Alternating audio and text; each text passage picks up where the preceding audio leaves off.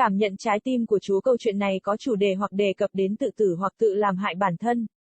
Chúa có ở đó không? Lại là tôi, thám tử Jadine Gray lầm bầm. Cô thở dài thườn thượt cho phép quay đầu lại và nhìn lên vài ngôi sao tỏa sáng trên bầu trời đêm. Chỉ 2 giờ trước đó, cô ấy đã ngồi xuống nhà của cha mẹ mình với một chiếc bánh mì kẹp thịt để xem trận đấu tối thứ Bảy. Trước khi cô cắn một miếng, điện thoại của cô đổ chuông.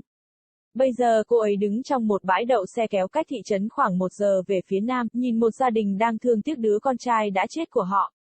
Đây không phải là tuần cuộc gọi của cô ấy. Đó là một thám tử khác, nhưng khi đội trưởng của cô ấy gọi điện yêu cầu cô ấy tự sát, cô ấy không thể từ chối. Theo anh ta, thám tử trực và thực tập sinh đang chăm sóc một trường hợp khác tại bệnh viện, và Jadine tiếp theo xếp hàng tiếp theo trong danh sách cuộc gọi. Chỉ 1 năm làm thám tử dưới quyền, và cô ấy đã được coi là một trong những đàn chị. Căng thẳng xã hội và chính trị đã buộc tỷ lệ doanh thu tăng cao và khiến tinh thần xuống bồn cầu. Không ai muốn làm cảnh sát nữa. Vì vậy, Jadine thấy mình đang ở bên ngoài lắng nghe tiếng kêu của những người lạ khi CSI chụp ảnh bên trong xe kéo. Cho đến khi họ hoàn thành phân tích cảnh quay, Jadine không thể vào được. Từ những gì cô thu thập được, người chết là một nam thanh niên 15 tuổi. Anh ấy gần đây đã bắt đầu học trung học và có vẻ học khá tốt. Anh ấy không để lại ghi chú nào. Gia đình tìm thấy anh ta đang treo cổ dưới vòi hoa sen, một sợi dây điện quấn quanh cổ anh ta. Jadine nhìn lại đoạn giới thiệu đang lướt những ngón tay qua mái tóc ngắn của mình. Một thói quen mới mà cô có được kể từ khi chặt hết. Một phần cô lo lắng liệu thói quen căng thẳng có làm rụng tóc không? Điều này mang lại nhiều căng thẳng hơn. Một vòng luẩn quẩn, thực sự, người giám sát tuần tra SCT Úp đi đến chỗ cô ấy trong khi vị phó mặc đồng phục ở gần gia đình. Ngăn họ ra khỏi nhà, anh đưa tay ra, mỉm cười với cô thám tử.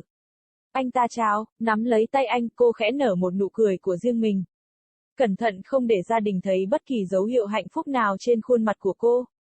Thưa ngài, cô chào lại anh ta. Các bạn có vẻ bận tối nay. Anh thở dài thườn thượt xoa ngón tay lên trán. Đó không phải là sự thật. Nếu nó không phải là một thứ, nó là một thứ khác. Những người của chúng ta vẫn đang ở bệnh viện để giải quyết vụ án kia. Nghe có vẻ là một điều tồi tệ. Tôi không hỏi son chi tiết, nhưng có vẻ như họ sẽ ở đó trong một khoảng thời gian. Jadine lơ đãng trầm ngâm. Ben, giám sát viên CSI, bước ra khỏi xe kéo khi cô ấy đang nói. Đôi mắt anh lướt qua những người bên ngoài trước khi rơi vào người cô. Bằng một cử chỉ, anh ra hiệu cho cô tham gia cùng anh. Ben là một người đàn ông thấp bé, ít nói, trầm tính. Kiến thức và đào tạo của anh ấy về điều tra hiện trường tội phạm sâu hơn bất kỳ ai trong quận, khiến anh ấy được những người ở văn phòng cảnh sát trưởng kính trọng. Jadine bước vào bên trong trailer và lần đầu tiên tham gia cảnh này. Trên tường trong phòng khách có treo những cây thánh giá, hình ảnh gia đình tô điểm cho lò sưởi và trung tâm giải trí. Ở trung tâm phòng khách, Ben ghi lại một cách có phương pháp thông tin cần thiết để làm bằng chứng. Tôi đã hoàn thành công việc của mình, hãy cho tôi biết nếu bạn cần thêm bất cứ điều gì khác. Giọng nói nhẹ nhàng của anh ấy phát ra như một tiếng lầm bầm, nhưng Jadine đã bắt kịp. Cậu bé nằm trên hành lang ngay bên phải cô, cơ thể được che một phần của anh ta đặt ở một góc qua cửa phòng ngủ của anh ta. Anh ta đã bị đội em bỏ lại đó sau khi họ cố gắng hô hấp nhân tạo cho anh ta. Một cánh cửa phụ nhô ra bên trái, dẫn vào phòng tắm. Cô bắt đầu từ đó, nhanh chóng phát hiện ra vết cắt của chiếc thòng lọng tạm thời vẫn còn treo trên đầu vòi hoa sen. Một nửa còn lại của nó nằm trên sàn gần nhà vệ sinh. Bị đập vào những chai xà phòng và dầu gội đầu vứt bừa bãi trong bồn tắm cùng với một chiếc kéo. Chiếc chiếu tập hợp được kê sát vào bức tường được để lại như một bằng chứng về những nỗ lực điên cuồng của gia đình để cứu cậu bé. Di chuyển vào phòng ngủ, cô bước qua sát người đàn ông trẻ tuổi. Cho dù cô ấy đã đến thăm bao nhiêu cảnh, cho dù cô ấy đã nhìn thấy bao nhiêu thi thể, cô ấy không bao giờ có thể rung động cảm giác rằng họ sẽ bất ngờ đưa tay ra và nắm lấy chân cô ấy khi cô ấy đang bước qua chúng. Cái chết luôn khiến cô bất an, không cảm thấy tự nhiên, giống như nó không bao giờ được dự định xảy ra ngay từ đầu. Áp phích của các bộ phim lớn gần đây trang trí các bức tường trong phòng của anh ấy. Một tủ sách chứa đầy những cuốn tiểu thuyết dành cho người trẻ tuổi được đặt ở phía xa giường của anh ấy. Cùng với một chiếc tủ đầu giường, giày và quần áo nằm ngổn ngang trên sàn, một chiếc bàn và tủ quần áo lộn xộn dựa vào bức tường gần cửa ra vào. Nhìn vào phòng ngủ, Jadine biết tại sao cậu bé lại chết.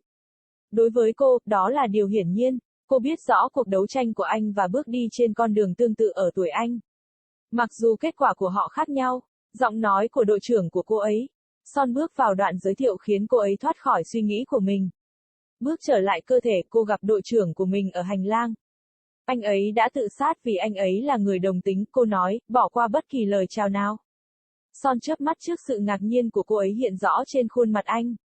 Thứ tư. To feel God's heart, this story contains themes or mentions of suicide or self-harm. Are you there, God?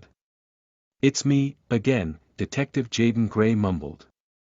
She let out a deep sigh, allowing her head to roll back and look up at the few stars that shone in the night sky. Just 2 hours before, she'd sat down at her parents' house with a burger to watch the Saturday night game. Before she took a bite, her phone rang. Now she stood in a trailer park about an hour south of town, watching as a family mourned their dead son. This was not her call week. It had been another detective's, but when her captain phoned asking her to take this suicide, she couldn't say no. According to him, the on-call detective and trainee were taking care of another case at the hospital, and Jaden followed next in line on the call list. Only a year as a detective under her belt, and already she was considered one of the seniors. Societal and political tensions forced a high turnover rate and threw morale down the toilet. No one wanted to be a cop anymore. So Jaden found herself outside listening to the cries of strangers as CSI took photos inside the trailer. Until they finished their scene analysis, Jaden could not enter. From what she already gathered, the deceased was a 15-year-old male. He'd recently started high school and seemed to be doing well. He left no note. The family found him hanging in the shower, an electrical cord wrapped around his neck. Jaden looked back at the trailer, running her fingers through her short hair. A new habit she picked up since chopping it all off.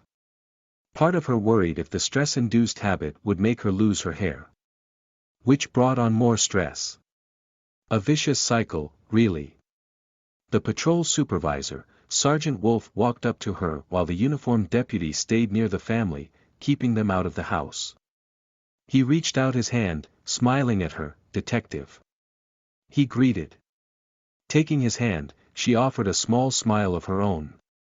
Careful not to let the family see any sign of happiness on her face. "Sir," she greeted him back. "You guys seem busy tonight." He let out a large sigh, rubbing his fingers against his forehead. "Ain't that the truth? If it isn't one thing, it's another. Our guys are still at the hospital working on that other case. It sounds like a bad one. Yeah, I didn't ask Sean for details. But it sounded like they would be there a good while," Jaden mused absently. Ben, the CSI supervisor, stepped out of the trailer as she was speaking. His eyes scanned the people outside before falling on her. With a gesture, he motioned for her to join him. Ben was a quiet, soft-spoken man of short stature. His knowledge and training in crime scene investigations ran deeper than anyone in the county, gaining him respect among those at the sheriff's office. Jaden stepped inside the trailer and took in the scene for the first time. Crosses hung on the wall in the living room. Family pictures adorned the mantel and entertainment center. In the center of the living room, Ben methodically logged information needed for evidence. "I'm done on my end. Let me know if you need anything else added." His soft voice came out as a mumble, but Jaden had gotten his drift. The boy lay in the hallway to her immediate right. His partially covered body positioned at an angle through the doorway of his bedroom. He'd been left there by EMS crews after they'd attempted CPR on him. A secondary door jutted off to the left, leading into the bathroom. She started there, quickly spotting the cut remains of the makeshift noose still hanging from the shower head. The other half of it lay on the floor near the toilet. Knocked over soap and shampoo bottles littered the tub, along with a pair of scissors. The bunched-up mat sat pressed up against the wall, left as evidence of the family's frantic attempts to save the boy. Moving into the bedroom, she stepped over the young man's body. No matter how many scenes she'd visited, no matter how many bodies she'd seen, she could never shake the feeling that they would suddenly reach out and grab her foot as she was stepping over them. Death always unnerved her. Didn't feel natural.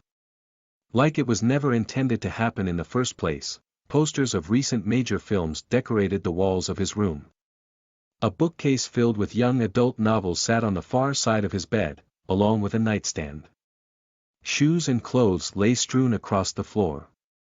A cluttered desk and dresser leaned against the wall closer to the doorway. One look at the bedroom, and Jaden knew why the boy was dead. To her, it was obvious. She intimately knew his struggle and walked the same path at his age. Though their outcomes differed. The voice of her captain, Sean entering the trailer, broke her out of her thoughts. Stepping back over the body, she met her captain in the hallway. "He killed himself because he's gay," she said, skipping any greeting. Sean blinked at her, surprise written across his face. "Th.